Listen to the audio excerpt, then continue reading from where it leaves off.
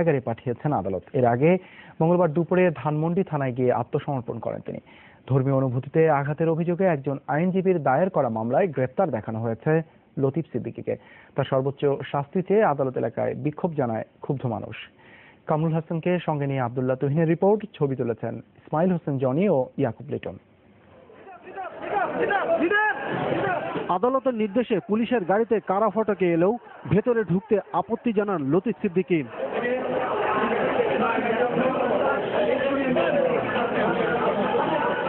ফটকে অপেক্ষা করতে থাকেন তিনি।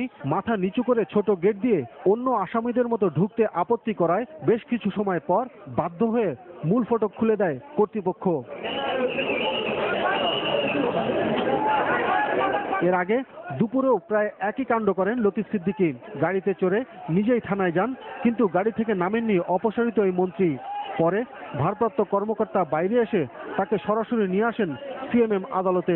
সেখানেও পুলিশের সাথে ছিল তার স্বভাবসুলভ আচরণ। ধর্মীয় অনুভূতিতে আঘাতের অভিযোগে লতিফ সিদ্দিকীর বিরুদ্ধে ঢাকা ও দেশের 18 জেলায় মামলা রয়েছে 22টি। এর মধ্যে একটির বাদী আইনজীবী আবেদ রাজা। মঙ্গলবার তার দায়ের করা মামলায় গ্রেফতার দেখিয়ে লতিফ সিদ্দিকীকে আদালতে হাজির করে পুলিশ। 10 মিনিটের সংক্ষিপ্ত শুনানি শেষে আদালত লতিফ সিদ্দিকীকে কারাগারে পাঠানোর নির্দেশ দেন।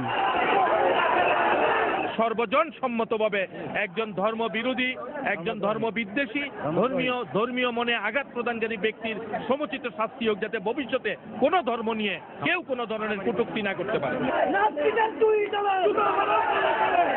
এ সময় আদালতের সামনে উপস্থিত লোকজন এবং আইনজীবীরা তার বিরুদ্ধে ক্ষোভ প্রকাশ করেন। 28 সেপ্টেম্বর নিউ ইয়র্কের টাঙ্গাইল সমিতির এক অনুষ্ঠানে পবিত্র হজ, তাবলিগ জামাত সহ বিভিন্ন বিষয়ে আপত্তিকর মন্তব্য করেন লতিফ সিদ্দিকী। এর পরপরই শুরু হয় বিক্ষোভ, মামলা হয় আদালতে।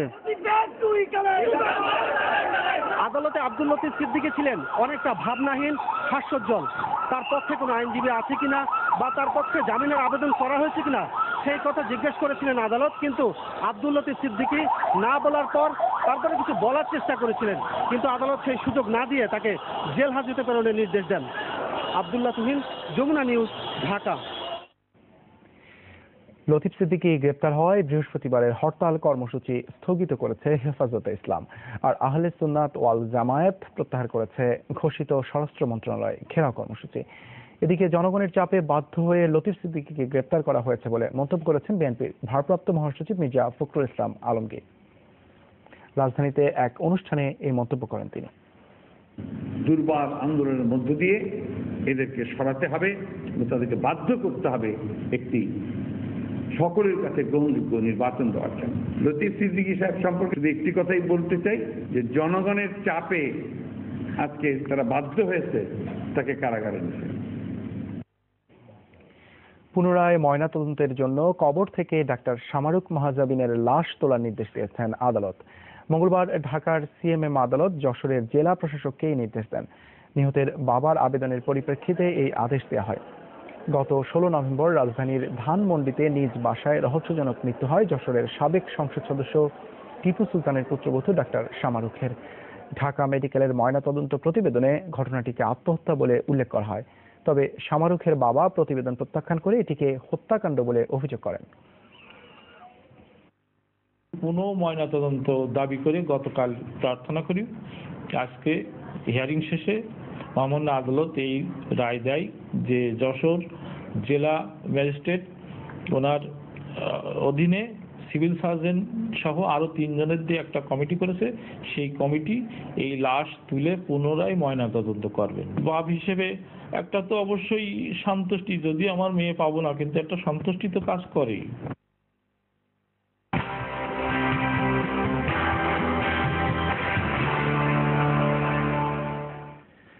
দক্ষিণ এশীয় আঞ্চলিক সহযোগিতা সংস্থা সার্ক শীর্ষ সম্মেলন শুরু হচ্ছে আজ বুধবার। এরই মধ্যে নেপালের রাজধানী কাঠমান্ডু পৌঁছেছেন প্রধানমন্ত্রী শেখ হাসিনা সহ সদস্য দেশের সরকার প্রধানরা। এর আগে মঙ্গলবার ছিল পররাষ্ট্রমন্ত্রী পর্যায়ের বৈঠক। দীর্ঘ বৈঠক শেষে পররাষ্ট্রমন্ত্রী এইচ মাহমুদ আলী জানান, রেল ও সড়ক যোগাযোগ চুক্তি না হলেও বিদ্যুৎ খাতে সহযোগিতা চুক্তির ব্যাপারে আশাবাদী বাংলাদেশ, কিন্তু শেষ খবর পাওয়া পর্যন্ত এটি নিয়ে সদস্য দেশগুলোর মধ্যে কোনো ঐকমত্য হয়নি। নেপাল থেকে তাহিদ মিথুনের রিপোর্ট। সারাদিনই ব্যস্ত সময় কেটেছে কাঠমান্ডু বিমানবন্দরের নিরাপত্তা কর্মীদের। কয়েক ঘন্টার ব্যবধানে নেপালে পৌঁছান সার্কের সদস্য দেশের নেতারা। স্থানীয় সময় বিকেলে কাঠমান্ডু আসেন প্রধানমন্ত্রী শেখ হাসিনা। বুধবার সকালে শুরু হচ্ছে দুদিনব্যাপী 18তম সার্ক শীর্ষ সম্মেলন। এর পাশাপাশি নেপাল ও ভারতের প্রধানমন্ত্রীর সঙ্গে বৈঠক করার কথা রয়েছে তার। এবারে সম্মেলনের প্রতিপাদ্য শান্তি ও সমৃদ্ধির জন্য সংহতি। 18তম শীর্ষ সম্মেলনের আগে বুধবার অনুষ্ঠিত হয়ে গেল পররাষ্ট্রমন্ত্রী পর্যায়ের বৈঠক। বৈঠকে আলোচনা হয় সন্ত্রাসবাদ, জঙ্গিবাদ দমন, দারিদ্র্য বিমোচন, জলবায়ু পরিবর্তন সহ বিভিন্ন ইস্যুতে। সদস্য দেশগুলোর প্রতিনিধিরা বাণিজ্য সম্প্রসারণ, জ্বালানি নিরাপত্তা বিষয়ে একসাথে কাজ করতে সম্মত হয়েছেন বলে জানান পররাষ্ট্রমন্ত্রী।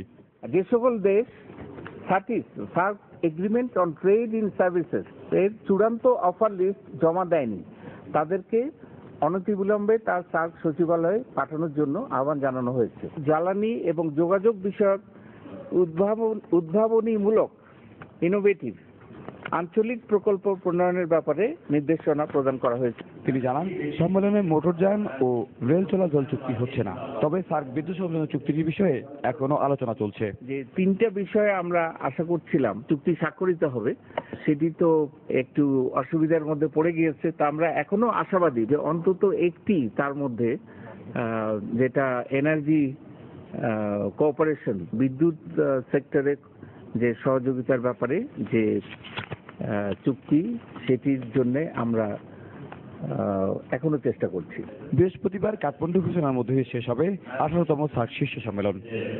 মূলত শীর্ষ পর্যায়ে সম্মেলন শুরুর আগে এবারে 18তম সার্ক শীর্ষ সম্মেলনের সম্ভাবনার যে বিষয়টি ছিল তা অনেকটাই শেষ হয়ে গেল। বিদ্যুৎ ও যোগাযোগ ব্যবস্থার উপর যে 3টি চুক্তি হওয়ার কথা ছিল তা যে হচ্ছে না তা অনেকটাই নিশ্চিত। আর এবার দেখার বিষয় শীর্ষ পর্যায়ে সম্মেলনের শেষে কাঠমান্ডু ঘোষণায় নতুন কি প্রতিশ্রুতি থাকছে সার্কভুক্ত দেশগুলোর। তাহিদ মিথুন, যমুনা নিউজ, কাঠমান্ডু, নেপাল। বিভিন্ন শ্রেণী পেশার বুদ্ধিজীবীদের সঙ্গে মত বিনিময় করেছেন বিএনপি চেয়ারপারসন বেগম খালেদা জিয়া। মঙ্গলবার রাত 8টায় গুলশানে চেয়ারপারসনের রাজনৈতিক কার্যালয়ে এই বৈঠক অনুষ্ঠিত হয়। সমসাময়িক রাজনৈতিক পরিস্থিতি আলোচনার পাশাপাশি সরকার বিরোধী চলমান আন্দোলনকে কিভাবে আরো গতিশীল করা যায় সে বিষয়ে বুদ্ধিজীবীদের মতামত নেন খালেদা জিয়া। এছাড়া দলের অভ্যন্তরীণ কোন্দল নিরসন আর সাংগঠনিক অবস্থা নিয়েও আলোচনা হয় এই বৈঠকে। শিক্ষক, সাংবাদিক, চিকিৎসক সহ বিভিন্ন পেশার বিএনপিপন্থী বুদ্ধিজীবীরা বৈঠকে উপস্থিত ছিলেন। তবে এই বৈঠকের ব্যাপারে আনুষ্ঠানিক কোনো বক্তব্য দেয়নি বিএনপি। মানবতা বিরোধী অপরাধের মামলার চূড়ান্ত রায় পুনর্বিবেচনার সুযোগ থাকছে, আর এই সুযোগ পাবে দুপক্ষই। ফাঁসি কার্যকর হওয়া জামায়াত নেতা কাদের মোল্লার রিভিউয়ের পূর্ণাঙ্গ রায়ে এই পর্যবেক্ষণ দিয়েছেন সর্বোচ্চ আদালত। তবে রিভিউ হবে শুধুমাত্র পদ্ধতিগত বা নথিগত ত্রুটির বিষয়ে। মৃত্যুদণ্ডপ্রাপ্ত আসামি প্রাণ ভিক্ষার সুযোগ পেলেও তার ক্ষেত্রে জেল কোড অনুসরণ হবে না বলে উল্লেখ করা হয়েছে রায়ে। যুদ্ধাপরাধী কাদের মোল্লার ফাঁসি দণ্ডের চূড়ান্ত রায় পুনর্বিবেচনার আবেদন করা হয় গত বছরের 11 ডিসেম্বর। শুনানি শেষে পরদিন সেই আবেদন খারিজ করে দেন আপিল বিভাগ।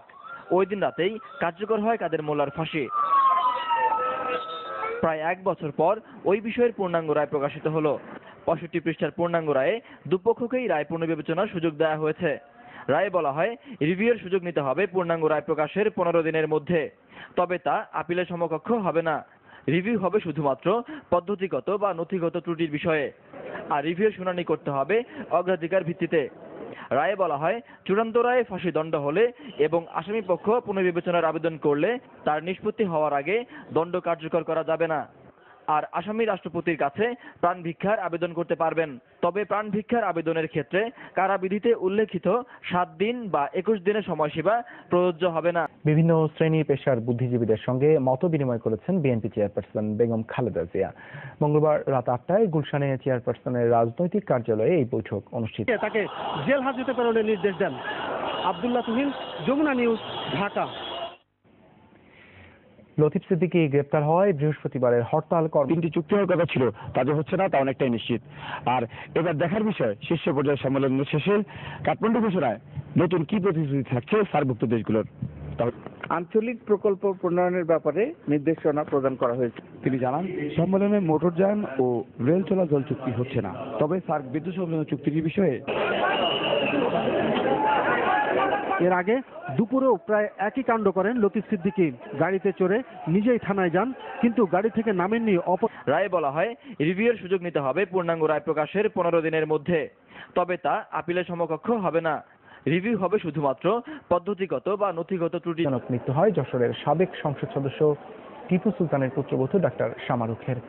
ঢাকা মেডিকেলের ময়নাতদন্ত প্রতিবেদনে ঘটনাটিকে আত্মহত্যা বলে উল্লেখ করা হয়। 28 সেপ্টেম্বর নিউ ইয়র্কের টাঙ্গাইল সমিতির এক অনুষ্ঠানে পবিত্র হজ, তাবলিগ জামাত সহ বিভিন্ন বিষয়ে আপত্তিকর মন্তব্য করেন লতিফ সিদ্দিকী। এর পরপরই শুরু হয়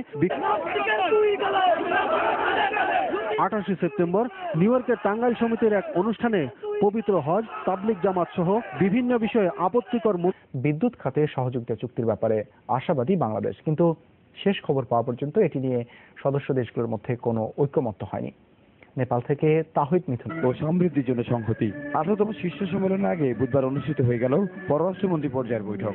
বৈঠকে আলোচনা হয় সন্ত্রাসবাদ, জঙ্গিবাদ দমন, দারিদ্র্য বিমোচন, জলবায়ু। আশাবাদী যে অন্তত একটি তার মধ্যে যেটা এনার্জি কোঅপারেশন, বিদ্যুৎ সেক্টরে যে সহযোগিতার ব্যাপারে তার দেখানো হয়েছে লতিফ সিদ্দিকীকে। তার সর্বোচ্চ শাস্তি চেয়ে আদালত এলাকায় বিক্ষোভ জানায় ক্ষুব্ধ মানুষ। কামরুল হাসানকে সঙ্গে নিয়ে আব্দুল্লাহ তুহিনের রিপোর্ট। ছবি তুলেছেন ইসমাইল। যাবে না, আর আসামি রাষ্ট্রপতির কাছে প্রাণ ভিক্ষার আবেদন করতে পারবেন। তবে প্রাণ ভিক্ষার আবেদনের ক্ষেত্রে কারাবিধিতে উল্লেখিত 7 দিন বা 21 দিনের সময়সীমা বা নথিগত ত্রুটির বিষয়ে। আর রিভিউ শুনানি করতে হবে অগ্রাধিকার ভিত্তিতে। রায়ে বলা হয় চূড়ান্ত রায়ে ফাঁসি দণ্ড হলে এবং আসামি পক্ষ পুনর্বিবেচনার আবেদন কক্ষই। ফাঁসি কার্যকর হওয়া জামায়াত নেতা কাদের মোল্লার রিভিউয়ের পূর্ণাঙ্গ রায়ে এই পর্যবেক্ষণ দিয়েছেন সর্বোচ্চ আদালত।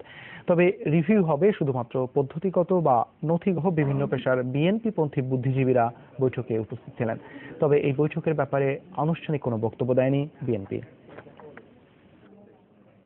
পেশার বুদ্ধিজীবীদের সঙ্গে মত বিনিময় করেছেন বিএনপি চেয়ারপারসন বেগম খালেদা জিয়া।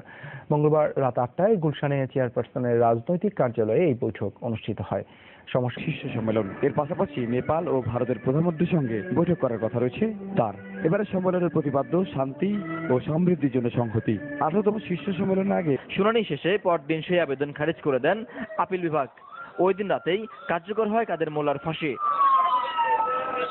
প্রায় 1 বছর পর ওই বিষয়ে আলী জানান, রেল ও সড়ক যোগাযোগ চুক্তি না হলেও বিদ্যুৎ খাতে সহযোগিতা চুক্তির ব্যাপারে আশাবাদী বাংলাদেশ, কিন্তু শেষ খবর পাওয়া পর্যন্ত এটি নিয়ে সদস্য দেশগুলোর মধ্যে কোনো না বলে উল্লেখ করা হয়েছে রায়ে।